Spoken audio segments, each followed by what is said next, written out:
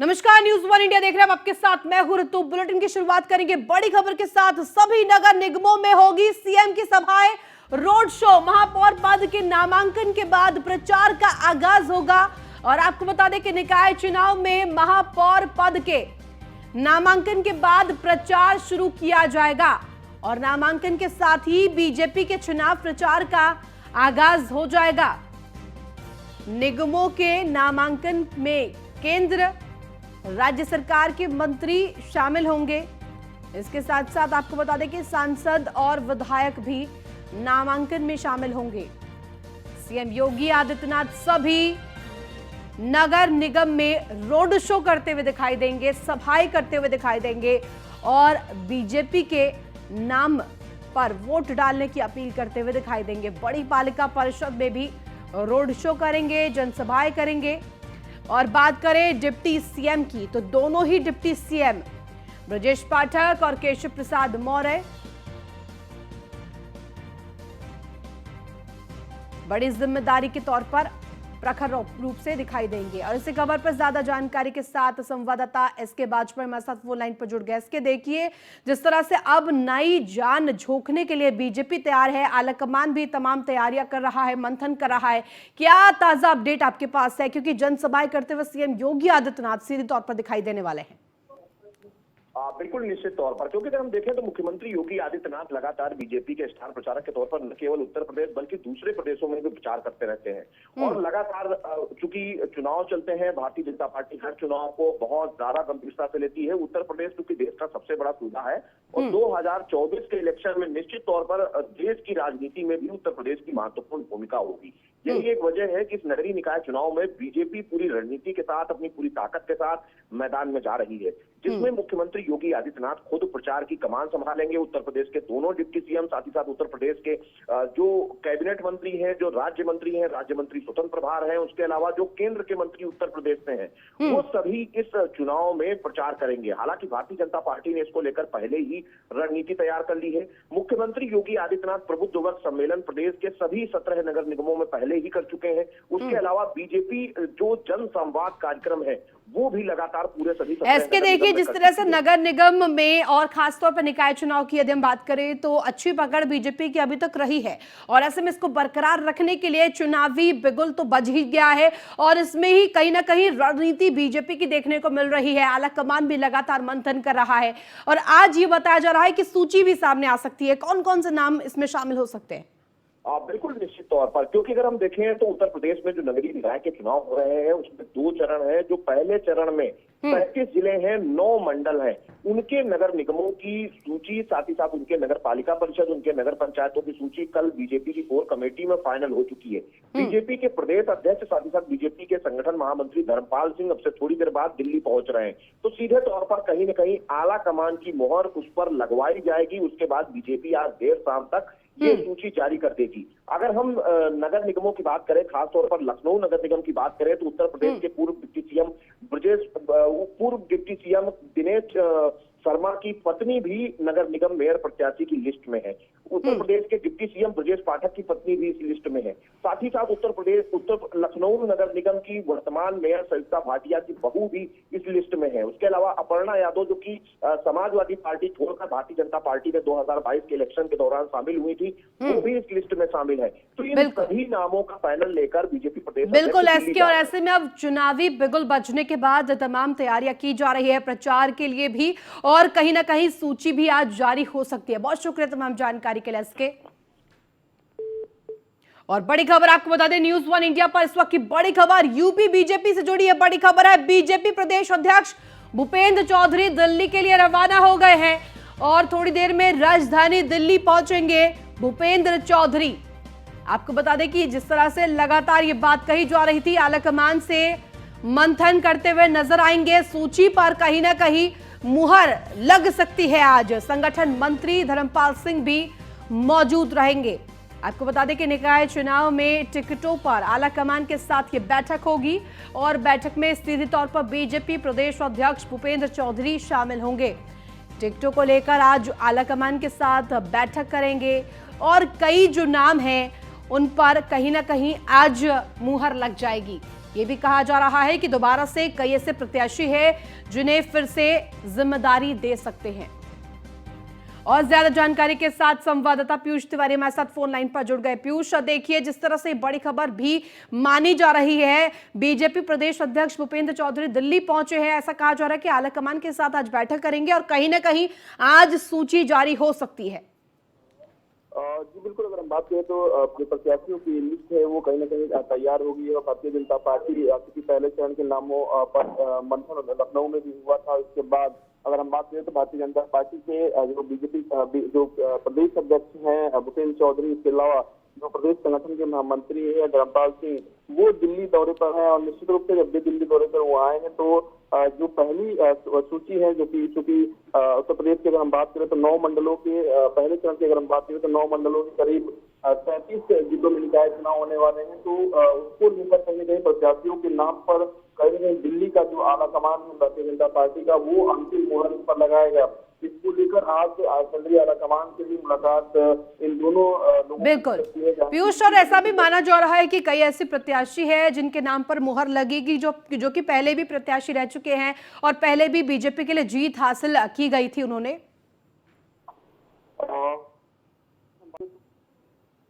और थोड़ी देर में राजधानी दिल्ली पहुंचेंगे भूपेंद्र चौधरी। इस वक्त की बड़ी खबर, संगठन मंत्री धर्मपाल सिंह भी इस दौरान मौजूद रहेंगे। और लगातार आपको बता दें कि जिस तरह से निकाय चुनाव के बिगुल के साथ ही टिकटों पर भी आलाकमान के साथ ये बैठक देखने को मिलेगी। और निकाय चुनाव का बिगुल बजने के बाद से ही तारीखों का ऐलान होते ही होड़ रहती है। न्यूज़ वन इंडिया पर इस वक्त की बड़ी खबर, यूपी में बीजेपी अब मंथन में जुट गई है।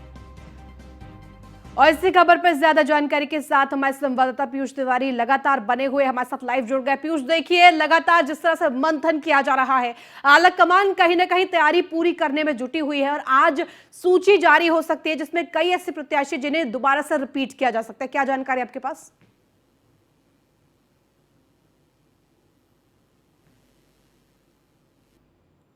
वहाँ के प्रत्याशियों को लेकर लगातार जो चर्चाएं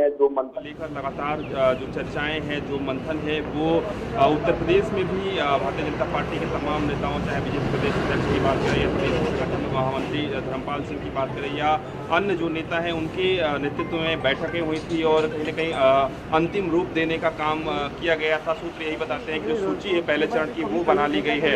ऐसे में जो बीजेपी के प्रदेश अध्यक्ष हैं उत्तर प्रदेश के भूपेंद्र चौधरी और जो प्रदेश के संगठन महामंत्री है धर्मपाल सिंह, दोनों ही लोग दिल्ली दौरे पर है। और कयास लगाए जा रहे हैं कि ये दौरा काफ़ी महत्वपूर्ण इसलिए है क्योंकि जो लखनऊ में जो सूची बनी है प्रत्याशियों की, जो लिस्ट तैयार की गई है, कहीं ना कहीं दिल्ली का जो आला कमान है भारतीय जनता पार्टी का वो इस पर अंतिम मुहर लगा सकता है। ऐसे में बीजेपी प्रदेश अध्यक्ष का दिल्ली दौरा काफ़ी महत्वपूर्ण माना जा रहा है क्योंकि कई ऐसे नाम हैं जिन्हें रिपीट किया जा रहा है, कई ऐसे नाम हैं जिन्हें फिर से कहीं ना कहीं मौका दिया जाएगा और कई ऐसे भी नाम हैं कहीं ना कहीं उसको लेकर दिल्ली आला कमान से कई चर्चाएं करनी होगी की जाएगी। उसके बाद कहीं ना कहीं अंतिम जो मुहर है वो दिल्ली आला कमान लगाएगा और संभवतः जल्द से जल्द जो पहली सूची है वो कहीं ना कहीं निकाय चुनाव के लिए भारतीय जनता पार्टी जारी कर सकती है। तो निश्चित रूप से काफ़ी महत्वपूर्ण जो मुलाकात है जो आलाकमान से होगी वो होगी। उसके बाद बताया जाएगा कि आखिरकार उत्तर प्रदेश की बीजेपी के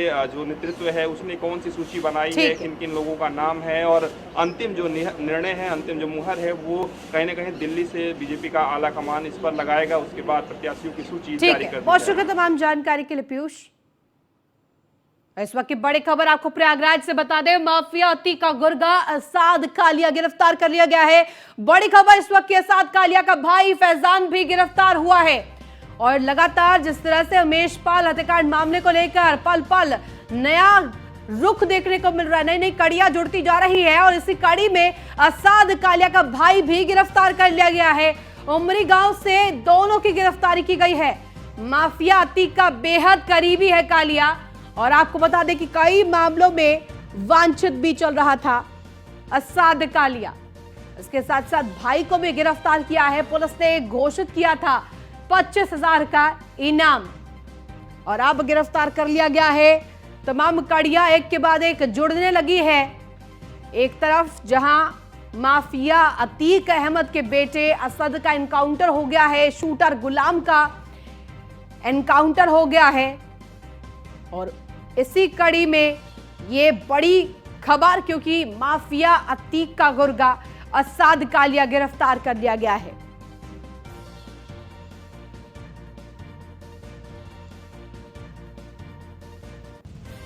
और इसी खबर पर अधिक जानकारी के साथ एसोसिएट एडिटर ब्रजेश श्रीवास्तव हमारे साथ जुड़ गए। ब्रजेश जी, देखिए जिस तरह से लगातार कड़ियां जुड़ती जा रही है, पहले असद का एनकाउंटर, गुलाम का एनकाउंटर और अब गिरफ्तारी माफिया अतीक के गुर्गे असद कालिया की।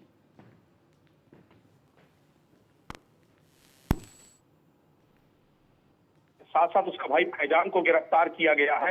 ये पूरा मुफ्ती से उसको गिरफ्तार किया गया है। और सबसे बड़ी बात यह है कि 25,000 रुपए का साथ पर इनाम घोषित और काफी दिनों से पुलिस उसका जो है उसकी तलाश कर रही थी और आखिर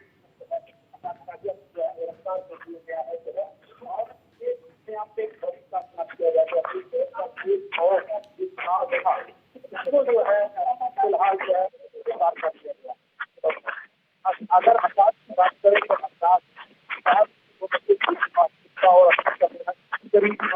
ठीक है, बहुत शुक्रिया तमाम जानकारी के लिए ब्रजेश जी। और बड़ी खबर आपको बता दें, प्रयागराज से इस वक्त की बड़ी खबर, माफिया अतीक के बेटे असद को दफनाया गया है। इस वक्त की बड़ी खबर आपको बता दें, कसारी बाजार स्थित कब्रिस्तान में दफन किया गया है अतीक के बेटे असद को, और अतीक के बेटे असद को किया गया सुपुर्द खाक। असद के जनाजे में नाना और मौसा शामिल हुए हैं। असद के 35 करीबी रिश्तेदार जनाजे में शामिल हुए। आपको बता दें कि सुपुर्दे खाक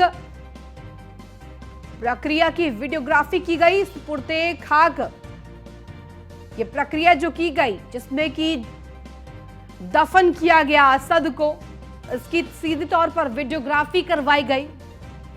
असद के जनाजे में नाना और मौसा दोनों ही शामिल हुए और तकरीबन 35 करीबी रिश्तेदार इस दौरान मौजूद रहे।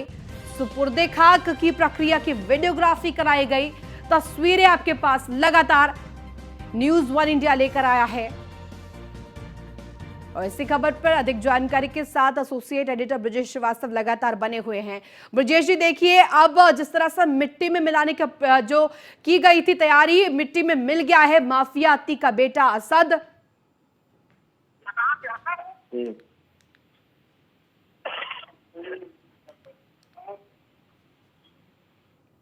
आवाज मिल पा रही है ब्रजेश जी आपको? बिल्कुल, सवाल दोहराइए। बिल्कुल ब्रजेश जी, जिस तरह से सुपुर्दे खाक की प्रक्रिया की गई, वीडियोग्राफी की गई और अब मिट्टी में मिल गया है माफिया अतीक का बेटा। बिल्कुल, देखिए जो असद को सुपुर्दे खाक करने की जो प्रक्रिया थी वो पूरी हो गई है। वो तमाम परिजन बाहर निकल गए हैं, तमाम करीबी बाहर निकल गए हैं। और सबसे बड़ी बात यह है कि प्रशासन ने जो तमाम कोशिशें की थी कि पूरे शांतिपूर्ण माहौल में जो है ये पूरे सुपुर्दे खाक करने की प्रक्रिया हो, कुछ उसी तरीके से हुआ। पूरे शांतिपूर्ण ढंग से जो है ये पूरी प्रक्रिया हुई है। बाकायदा असद का जब जो है दफनाने की प्रक्रिया अपनाई जा रही थी, उस वक्त जो है पूरी वीडियोग्राफी कराई गई है। खुद अतीक के वकील जो थे वो वहां पर मौके पर मौजूद थे। इसके साथ ही जो प्रशासनिक अधिकारी थे उन्होंने मौके पर मौजूद होकर के जो है असद को जो दफनाने की प्रक्रिया है उसको परिजनों के साथ मिलकर के अंजाम दिया। अभी तक जो बताया जा रहा है कि जो असद के फूफा थे और असद के नाना थे, उनके सहित तकरीबन 30 से 35 परिजन जो थे वो इस पूरे जनाजे में शामिल हुए थे, इस पूरी अंतिम यात्रा में शामिल प्रक्रिया थी उसमें ये सारे लोग जो है शामिल थे। तो सभी को जो है यहाँ पर कहीं ना कहीं अब सब बाहर निकलने लगे हैं और सब यहाँ से निकल करके जो है वापस लौट रहे हैं। तो फिलहाल कड़ी सुरक्षा के बीच में जो अंतिम संस्कार जिसको सुपुर्दे खाक करने की प्रक्रिया कहा जाता है उसको पूरा किया गया है। और अब आखिरकार अगर देखा जाए तो जिस तरीके से जो प्रक्रिया थी वो पूरी हो चुकी है और परिवार अब निकल गया है यहाँ से। बिल्कुल ब्रजेश जी, लेकिन सबसे आयरॉनिक बात यह है कि जब जिंदा था तब तक रसूख था, लेकिन जब ये अंतिम कड़ी में गुजरा तब पिता का ही साथ नहीं मिला। देखिए, इसे त्रासदी कहेंगे कि जिस वक्त अंतिम विदाई होती है एक व्यक्ति की, किसी की भी, देखिए जाना हर किसी का तय है, लेकिन किसे किस तरह की विदाई मिलती है ये बहुत कुछ तय करता है। उसके अपने पूरी जिंदगी में उसके अपने परिवार की कमाई हुई जो है पूंजी क्या है ये तय करता है। असद जिस वक्त गुमनामी के साथ चला गया, असद की जो अंतिम यात्रा थी उसमें चुनिंदा लोग शामिल थे, बहुत कम लोग शामिल थे। जो रसूख था, जिस तरह का जितना बड़ा रसूख था जो है अतीक के परिवार का जो है, अतीक का जो है, उसके हिसाब से उसके परिवार के लोग शामिल नहीं हो पाए। अब आप सोचिए इससे ज्यादा दुर्भाग्यशाली और क्या होगा कि जिसके जनाजे में उसका बाप शामिल ना हो बल्कि चंद कदम दूर पर वो मौजूद हो, उसका चाचा शामिल ना हो जो चंद कदम दूर मौजूद हो, उसकी मां शामिल नहीं है, उसके परिवार के बाकी लोग शामिल नहीं है। तो ये इससे ज्यादा दुर्भाग्यपूर्ण स्थिति और क्या हो सकती है जो है। तो देखिए इसे बेहद दुखद कहा जाएगा, लेकिन कहीं ना कहीं ये बात तय मान लीजिए कि अंजाम कहते हैं कि आपने जो बोया है आप काट वो रहे हो। आपके परिवार ने जो बोया था, अतीक ने जो पौध लगाई थी, आखिरकार आप वही तो काट रहे हो, वही मिला। गुमनामी के साथ असद चला गया, चुनिंदा गिने चुने लोग उसके अंतिम जनाजे में शामिल थे।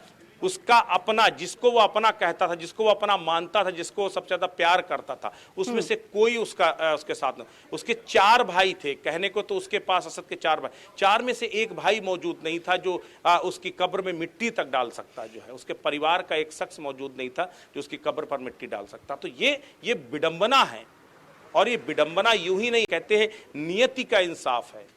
यही नियति कहती है कि आप जैसा करोगे आपको वैसा ही मिलेगा। कुछ उसी तरीके का आपको यहाँ पर तस्वीर देखने को मिली। बिल्कुल, और जिस तरह से दिखाया जा रहा है तस्वीरों में भी हम देख सकते हैं कि भारी पुलिस बल की तैनाती की गई थी, वीडियोग्राफी की गई थी, और ये भी जानकारी है कि ड्रोन के जरिए निगरानी रखी गई। देखिए तमाम इंतजामात किए गए थे, हवा से लेकर जमीन तक वो तमाम इंतजामात थे इस पूरे इलाके में। मैं आपको जहां पर खड़ा हूं मैं आपको यहीं पर तस्वीर दिखाता हूं कि किस तरह से जो आरएएफ के जवान थे, पुलिस के जवान थे, उन सभी को तैनात किया गया था। एक एक गली में, एक एक जगह पर सुरक्षा कर्मियों को तैनात किए गए थे। आप देखिए वो तमाम गलियां, ये जो गलियां इस कब्रिस्तान के रास्ते को जोड़ती हैं, वहां पर भी सुरक्षा कर्मी आपको तैनात मिलेंगे। तो एक एक गली, एक एक जगह पर इस वक्त पूरी तरह से आप देखिए, अगर आप गौर से देखिए तो केवल जो जनाजे में शामिल होने वाले लोग वो लौट रहे हैं, बाकी सारे लोग अपने घरों के अंदर हैं। पूरी तरीके से यहां पर एक तरह से देखा जाए तो कहीं ना कहीं जो है पूरा कर्फ्यू का माहौल था। इस पूरे इलाके में अघोषित कर्फ्यू था, और यहां पर किसी को भी ना, तो अभी देखिए जैसे गाड़ियां अंदर की तरफ आ रही हैं उन्हें भी बराबर रोका जा रहा है, उन्हें भी यहां जाने की इजाजत नहीं दी जा रही है।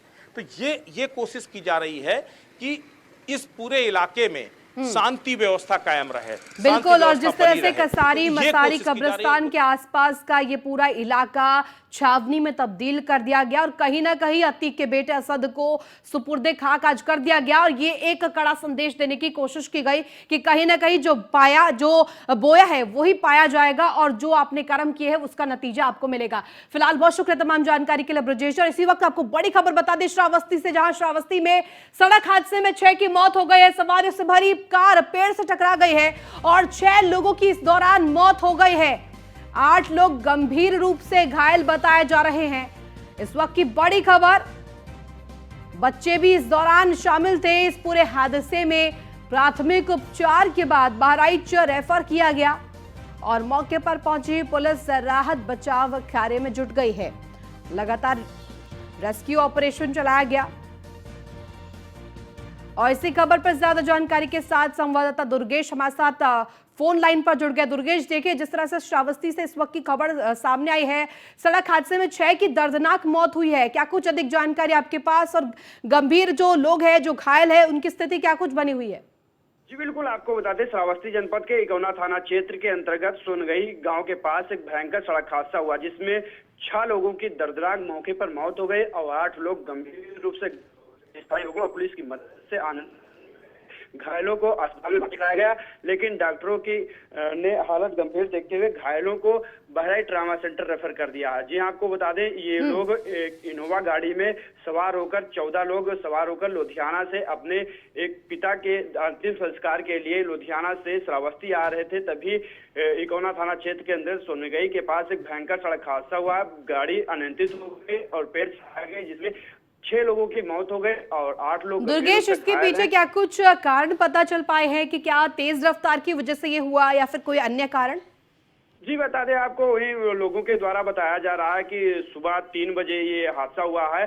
ड्राइवर की नींद लग जाने के चलते ये हादसा हुआ है। अब देखने वाली ये बात होगी, पुलिस उसे जांच पड़ताल में जुटी हुई है। अब देखने वाली बात होगी कि क्या हादसा हुआ, और लोगों का कहना है कि टायर फटने से हुआ है। लेकिन अभी तक वो दरअसल पूरा मामला प्रकाश में नहीं आ पाया है। अभी न साफ पुलिस अधीक्षक ने बताया कि किस तरह से कैसे हादसा हुआ है, लेकिन ठीक लोगों है। का साफ तौर से कहना है कि अनियंत्रित गाड़ी होने के चलते पेड़ में टकराई, जिसके चलते भयंकर सड़क हादसा हुआ, ठीक जिसमें है। 6 लोगों की मौत हो गई। बहुत शुक्रिया तमाम जानकारी के लिए दुर्गेश।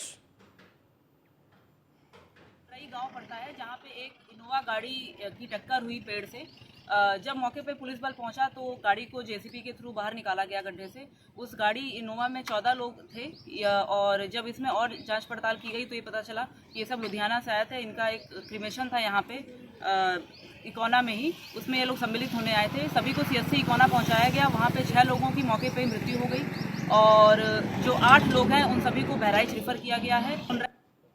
और बड़ी खबर ग्रेटर नोएडा से आपको बता दें, दादरी तहसील का बड़ा फर्जीवाड़ा देखने को मिला है। सामने आया है फर्जीवाड़ा। आपको बता दें पहली पैमाइश का गलत रिपोर्ट कार्ड तैयार किया गया, गलत रिपोर्ट तैयार की गई और इसका आरोप सीधे तौर पर अब लगा है ग्राम सभा की जमीन पर बसाए गए विला रिपोर्ट के नाम पर बिल्डर और ग्रामीणों पर दबाव बनाकर लाखों रुपयों की वसूली की गई। नायब तहसीलदार पर जलपुरा गांव में ग्राम सभा की जमीन की पैमाइश के नाम पर रिश्वत का आरोप है और बिल्डर और स्थानीय निवासियों से करीब 20 लाख रुपए रिश्वत लेने का आरोप लगाया गया है। और इसी खबर पर अधिक जानकारी के साथ ब्यूरो चीफ निशांत शर्मा हमारे साथ जुड़ गए। निशांत, देखिए बिल्डर और स्थानीय निवासियों से करीब 20 लाख के फर्जीवाड़े का ये पूरा मामला है। क्या कुछ अधिक जानकारी, क्या कुछ ये पूरा प्रकरण? देखिए, एक बड़ा गड़बड़झाला तहसील दादरी का सामने आया है, जहां तहसील दादरी के नायब तहसीलदार का ये बड़ा फर्जीवाड़ा है, जहां पर देखा गया है कि ग्राम सभा की जमीन पर रुपए लेकर बिल्डर और स्थानीय कुछ दबंग लोगों से 20 लाख रुपए वसूली का मामला सामने आया है। और वसूली करने के बाद में ग्राम सभा की जमीन पर रिपोर्ट बना दी गई और रिपोर्ट दी गई और जिसके बाद उस जमीन पर कब्जा का निर्माण कर दिया गया। और दूसरी बात ये सामने आई है कि ककराला में अपने ही पिता के नाम लगभग काफी संख्या में बड़ी स्तर पर जमीन 3300 वर्ग मीटर जमीन अपने पिता के नाम खरीदी गई। और कहीं ना कहीं इस पूरे मामले में जब स्थानीय लोगों ने वहां पर शिकायत की इस मामले की, तो शिकायत के बाद में डीएम ने जांच बैठाई और जांच में सामने आया कि संदिग्धता देखी गई, जिसमें अब जो है जो नायब तहसीलदार है अब उसको अटैच कर दिया गया। हालांकि इस पूरे मामले में लेखपाल समेत कुछ अधिकारियों पर गाज गिर सकती है और कहीं ना कहीं साफ तौर पर एक भ्रष्टाचार का आरोप देखा गया है। निशान, देखिए जिस तरह से पहली पैमाइश में बताया जा रहा है कि रिपोर्ट में कई गलतियां पाई गई हैं, क्या कुछ इसमें मेंशन्ड था? देखिए, जिस तरीके से देखा गया, डीएम के यहाँ पर लिखित में शिकायत जाती है, जहाँ उसकी जांच जो है अधिकारियों की की जाती है, जहां संदिग्धता भूमिका पाई जाती है और जिसके बाद डीएम जो है उसमें एक्शन लेते हैं। एक्शन के मामले में साफ तौर पर देखा गया है कि जो नायब तहसीलदार है रामकिशन और उनके कुछ जो लेखपाल है उनकी भूमिका संदिग्ध है, जिसमें नायब तहसीलदार को अटैच किया गया है। हालांकि तहसीलदार के साथ साथ नायब तहसीलदार के साथ साथ इस पूरे मामले में कहीं ना कहीं लेखपालों पर भी गाज गिरेगी और कहीं ना कहीं ये बड़ा फर्जीवाड़ा देखा जा रहा है, इस तरीके से देखा जाए। ठीक है निशांत, नजर बनाकर रखे। फिलहाल बहुत शुक्रिया तमाम जानकारी के लिए। तो इसी के साथ फिलहाल 10 के एजेंडे में बस इतना ही। आप देखते रहे न्यूज़ 1 इंडिया।